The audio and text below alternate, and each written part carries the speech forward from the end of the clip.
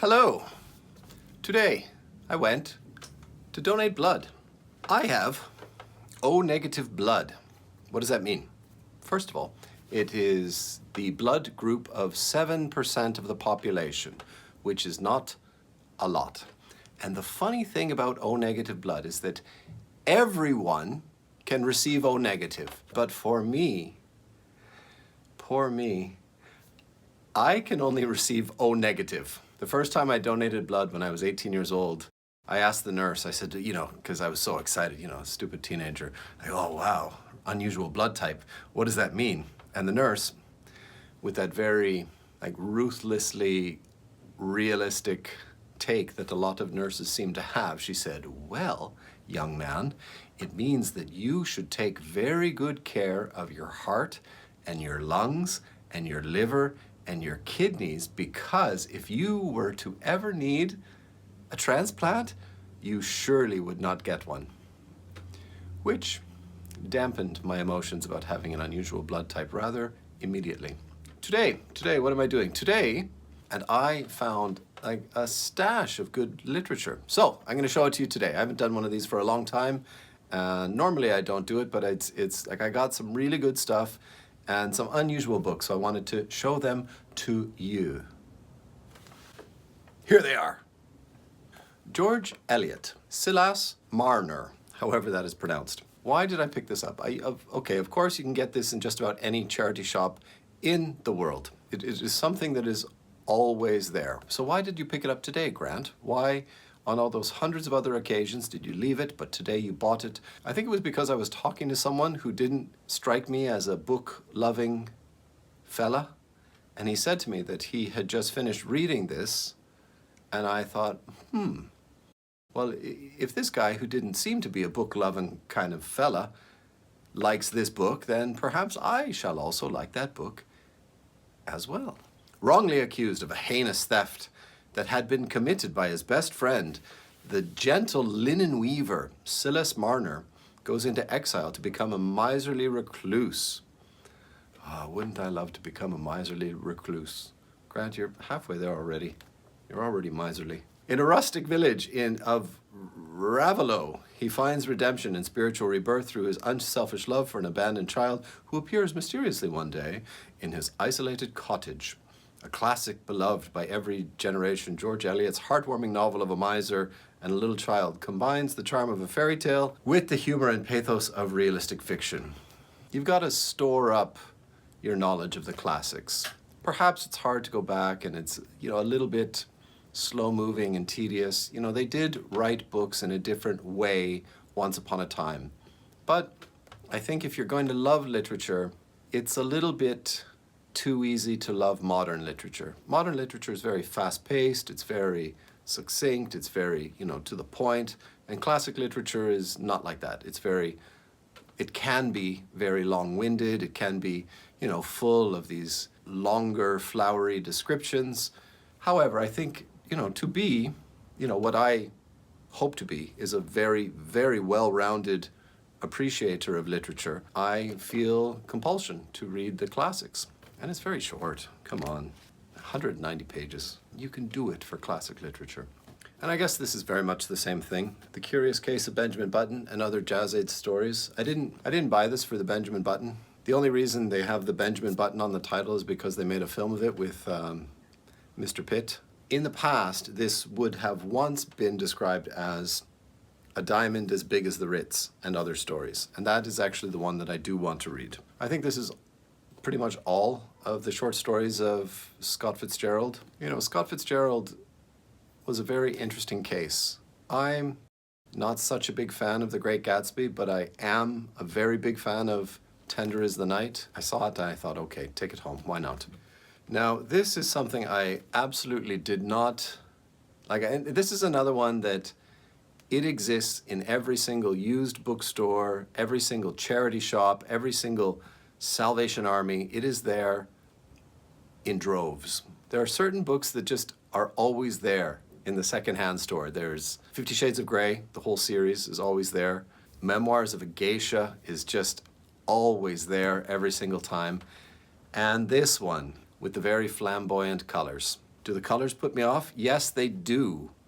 I do not like flamboyantly colored literature. You telling me you prefer that? Yes, I do prefer that very much. Come on, are you not comfortable and secure enough and self-possessed enough to be reading something like that on the public transportation? It is a bit iffy. I must admit, if I'm being perfectly candid, that pulling this out and reading this on the bus, I would sort of glance around to see if anybody's smirking at me.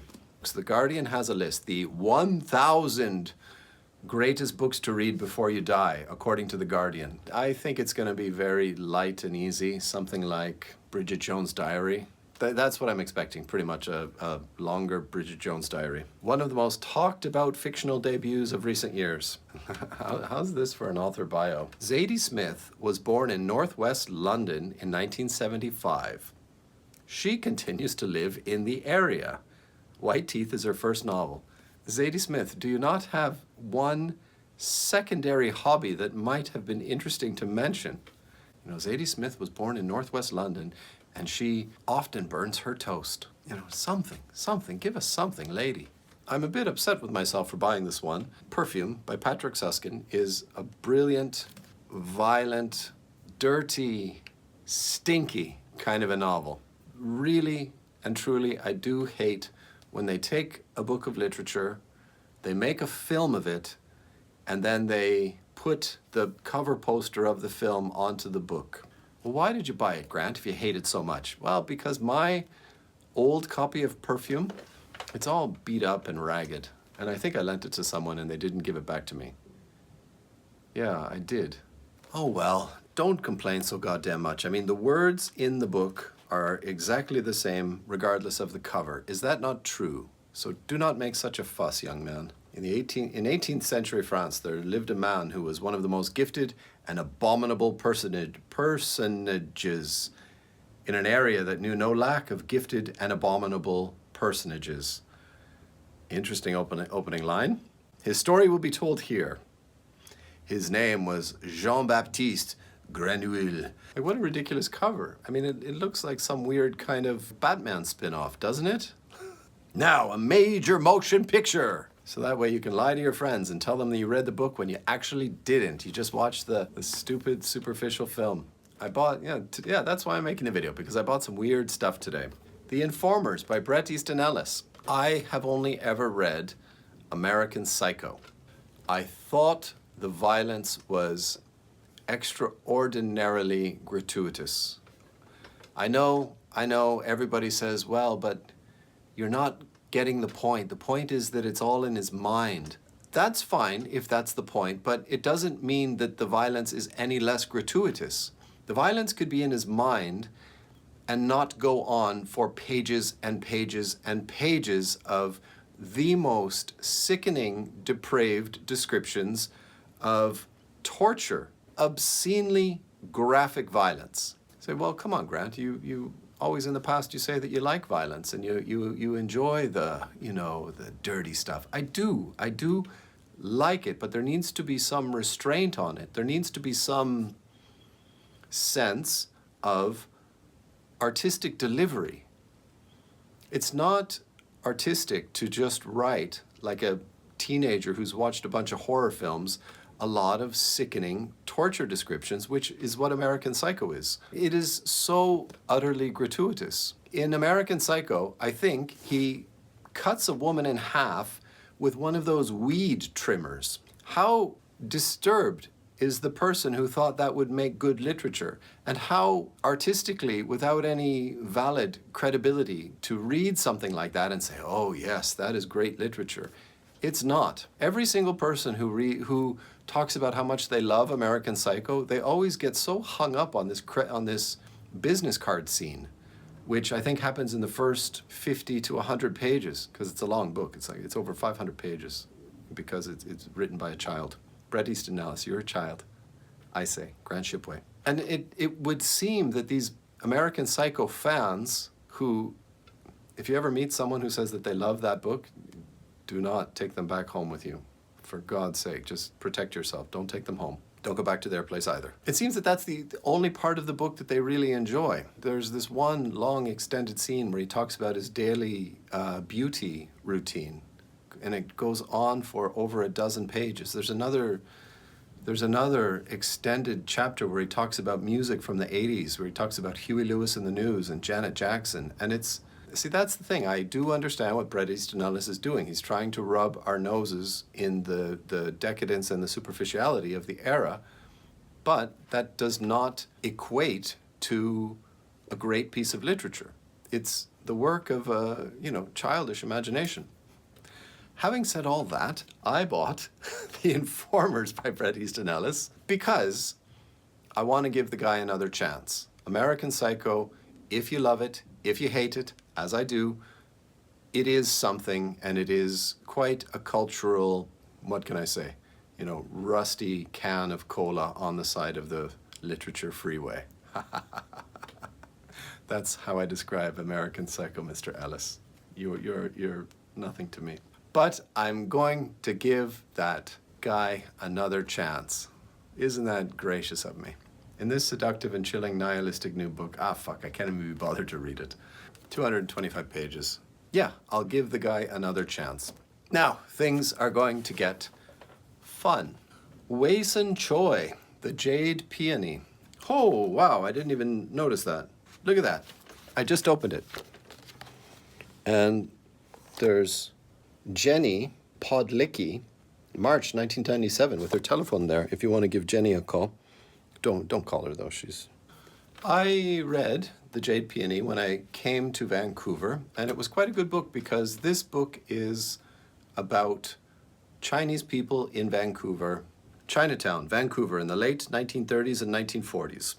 Because in Vancouver and British Columbia generally, we have a huge Chinese population. We used to have a large Japanese population, but the Second World War caused that not to be the case any longer. So it's very interesting for me because growing up, I don't remember having any real connection with any Chinese people. And then when I move out here after living in Europe for quite a long time, and then I come here and it's like everybody is Asian, not just Chinese. We have a lot of Koreans. We have a huge Korean population.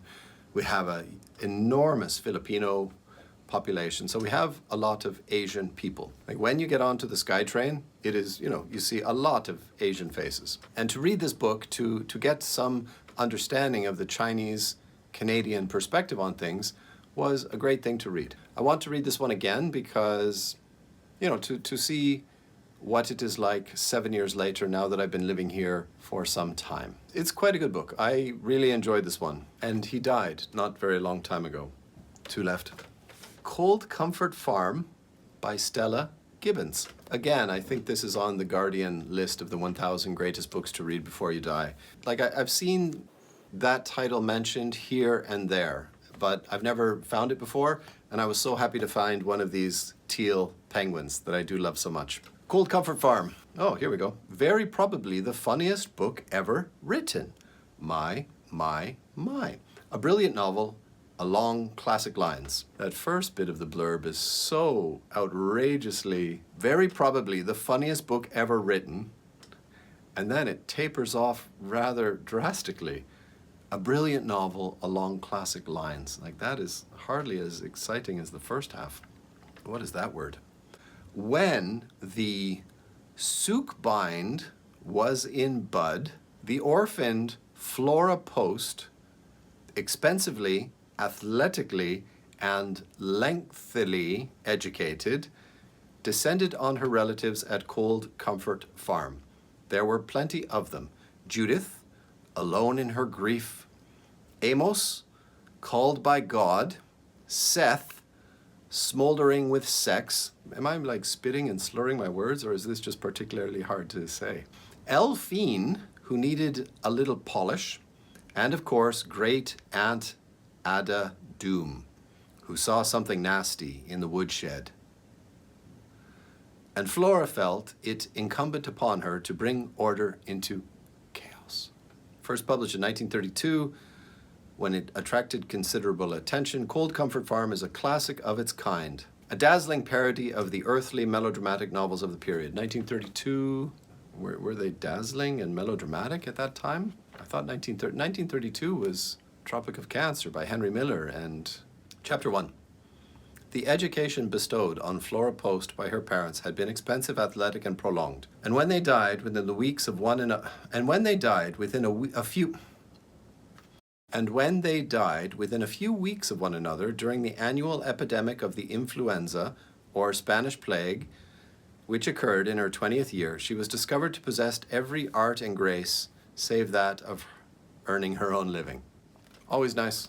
Invariably, these penguins of this variety tend to be good books. Nice cover. I know this book is going to be something good. And finally, the last one on the list. Ears. I've been searching for this book, The Vivisector by Patrick White. And I had no idea Patrick White won the Nobel Prize. I hadn't a clue. In fact, the list of Nobel Prize winners for literature, so many of them are names that I just don't even recognize. You know, you think you know something about literature, and then you like, who are these Nobel Prize winning literature people? Winston Churchill, I thought he kicked Hitler's ass. I didn't know he wrote books. So The Vivisector. Finally, I found it, but when I have, it is this raggedy ass goddamn copy. And I'm hell on my books. Like, I can take a new book, read it in 1 week, and at the end of that week, it has just gone through the tumble dryer. I have no idea what it's about. I know it's on big lists. This crazy title. The Vivisector is a haunting and powerful penetration. Whoa, I always like a little good penetration. Of the artistic experience. A novel of searing, sustained intensity which lays bare the mental and emotional life of an obsessed genius, Hurtle Duffield. Why is it that thing in literature where the protagonist always has to have the most ridiculous name? Like the Silas Marn.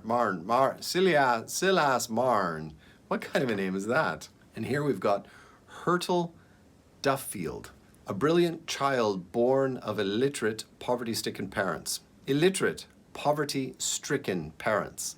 Begins painting at an early age. One of his first works is The Mad Eye, a childhood vision which dominates the rest of his life. In Hurtle's relentless pursuit of his merciless vision, congratulations on all those syllables. From boyhood unto death, Patrick White has created a compelling saga full of rich insights into the human condition and the creative life of the artist. A bold novel which takes the reader into places where few others have ever looked. In awarding Patrick White the Nobel Prize for Literature, the Royal Swedish Academy acclaimed his unbroken creative power and ever deeper restlessness in seeking urge, an onslaught against vital problems that have never ceased to engage him, and a wrestling with the language in order to exact all its power and all its nuances to the verge of the attainable. God, that just wore me out reading that. Reading that out loud is like an exercise for the tongue. Who is this Patrick White? I ask, curiosity playing upon my brow. It was Sunday, and Mama had gone next door with Lena and the little ones.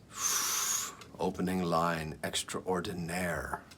So that was the huge secondhand store book haul today. And I hate to go to that secondhand store because there is always some asshole asking for a discount or asking for something. Like today, everything in the store was 50% off. So normally those books would be $1 each, and I got them for $4. All of that great literature for little dollars. And while I was there, there was this old woman saying, "How much is this? How much is this? How much is this? Oh, that's too much. I can't afford that one, but maybe you can give it to me for free. Can you give it to me for free? I will buy these ones, and you can give this one to me for free."